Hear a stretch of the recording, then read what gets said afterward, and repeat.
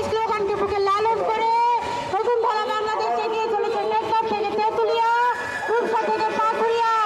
তারই ধারাবাহিকতায় আজ আমরা জাতীয় প্রেস ক্লাবের সামনে ঐক্যবদ্ধ হয়েছি।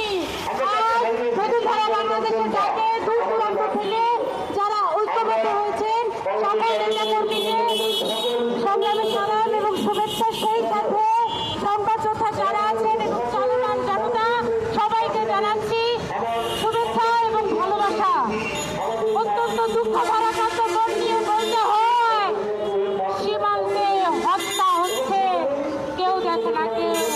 আমরা আজও ফেলানি হত্যার সেই বিচার পাইনি।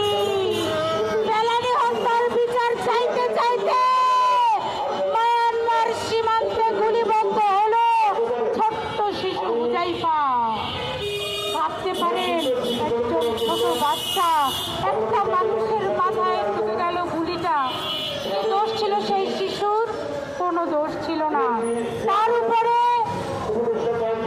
আরেকজন ভাই আমার কারণ সেই সীমান্তে যে মাইন পুঁতে রাখে, সে মাইনের মধ্যে পা লেগে সেই ভাই এত অসুস্থ, হাত পা আহত হয়ে বেডে কাতরাচ্ছে।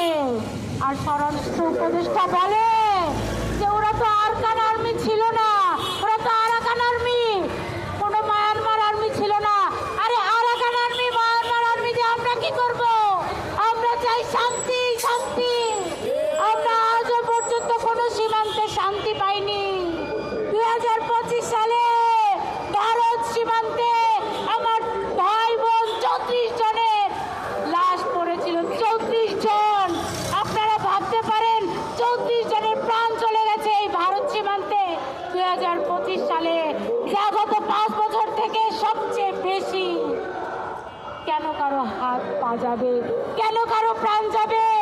10 জন মানুষ আহত হয়েছে।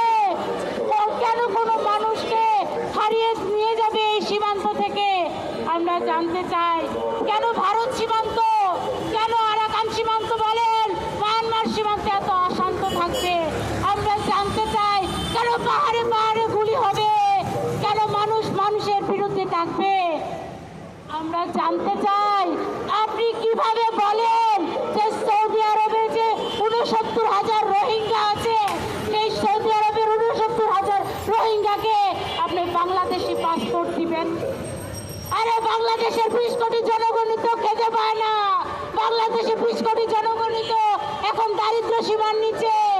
তাহলে আপনি কেন রোহিঙ্গাদের নিয়ে কাঁদেন যারা সৌদি আরবে থাকে? মায়ানমার